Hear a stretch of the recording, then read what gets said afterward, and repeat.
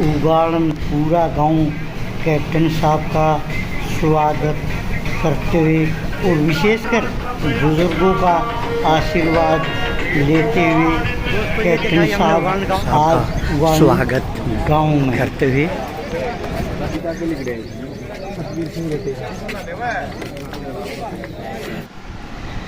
Captain साहब ने किया नारनौंद हलके के 60 गांव का दौरा। हर जगह कैप्टन की जय जयकार, और कैप्टन को इतना याद नहीं करते, उनके विकास को याद कर रहे हैं नारनौंद हलके की। और कैप्टन साहब का कहना है कि फिर तीसरी बार हम नारनौंद हलके में कमल का फूल खिलाएंगे।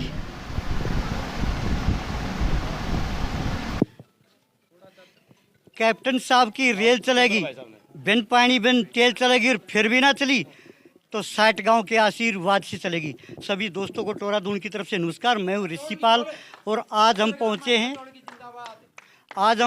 उगाड़न। ये डिस्ट्रिक्ट हिसार नारनौंद हलके का आखिरी गांव है, यहाँ से आगे जींद है।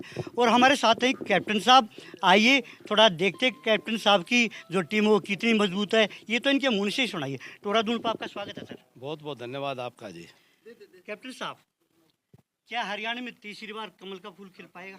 निश्चित तौर पर हरियाणा प्रदेश के अंदर भारतीय जनता पार्टी की सरकार तीसरी बार बनेगी और हरियाणा प्रदेश की 36 बिरादरी सर्व समाज की आवाज़ है।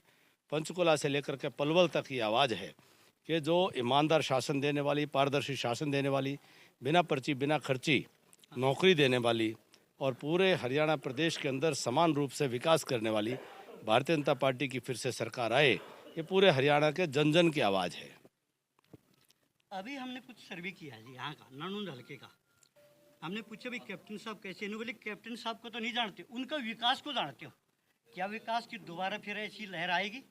इसमें कोई संदेह नहीं है।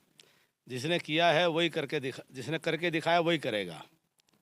तो पिछले 5 साल हमारे विकास की दृष्टि से कुछ कमज़ोर रह गए, तो हमने जो 2014 से 19 में विकास के काम किए थे और 5 साल पिछला जो कमी रह गई, पिछले 5 साल की कमी भी पूरी करेंगे, उसका ब्याज भी वसूल करेंगे और अगले 5 साल जो है ऐसा काम कर देंगे कि अगले 20-25 साल जो है कोई दिक्कत ही नहीं रहेगी इलाके के अंदर।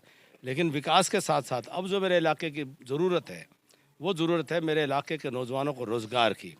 अगले 5 साल मेरे जीवन के समर्पित हैं मेरे नारनौंद हलके के प्रत्येक युवा के हाथों में रोज़गार देने के लिए। रात दिन जिस लगन से मैंने विकास के काम कराए थे, उस लगन से मैं अपने क्षेत्र के नौजवानों के लिए रोज़गार के लिए काम करूंगा। हमारे गृह मंत्री कह रहे हैं 370 जो धारा हमने तोड़ी है वो एक दिन ऐतिहासिक बन के रहेगी आने वाले टाइम में। आपकी क्या प्रतिक्रिया है?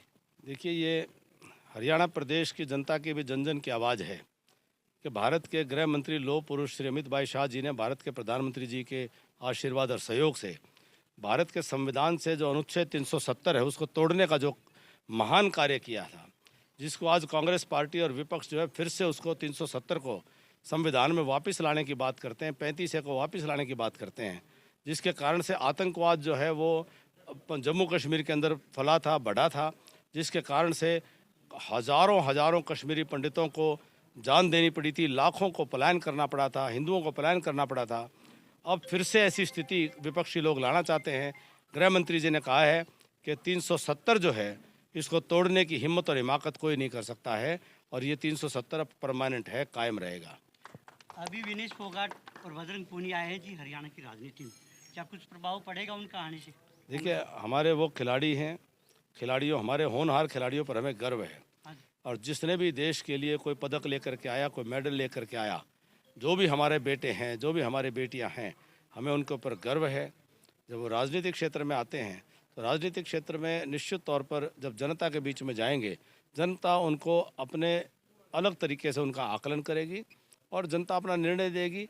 बेटे बेटियों के रूप में मेरी शुभकामनाएं हमारे खिलाड़ियों के साथ सदा हैं और सदा थी और सदा आगे रहेंगी। अभी मोहनलाल बड़ौली अध्यक्ष हैं बीजेपी के और वो इलेक्शन नहीं लड़ रहे।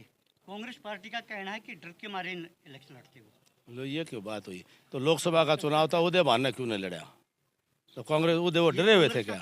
वो डरे हुए थे क्या? ये कोई बात ही नहीं हुई।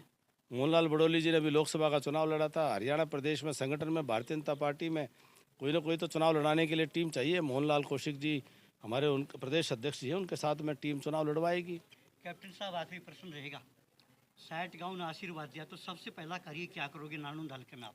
मेरा संकल्प है कि नानूंद हल्के में अगले 5 साल के अंदर अपने नौजवानों के लिए रोज़गार की व्यवस्था करने के लिए रात दिन 24 घंटे मैं एक कर दूंगा। नौजवानों के रोज़गार का मेरा मुख्य मुद्दा है, मुख्य काम है और इसमें कोई संदेह नहीं है। 60 गांव, 36 बिरादरी, बुजुर्ग से लेकर के माताओं से लेकर के बच्चा बच्चा आज ये संकल्प कर चुका है कि ये चुनाव अभिमन्यु का नहीं है, ये चुनाव बीजेपी का नहीं है, ये चुनाव नानूंद के भले का है, नानूंद के भविष्य का है, नानूंद के विकास का है। ये थे हमारे साथ कैप्टन साहब जिन्होंने पूरी रूपरेखा बताई नानूंद हल्के की। और बने रहिए टोरादून के साथ। मैं ऋषि पालूगान से जय हिंद जय भारत। धन्यवाद ऋषि पाल जी। आज तो आपने अपने गांव में गिरफ्त में ले लिया। पहलवान जी जो है ना पत्रकार हो रहे हैं।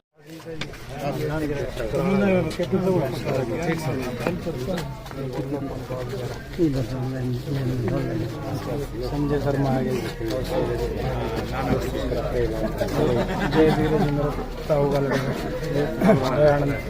और 6 हो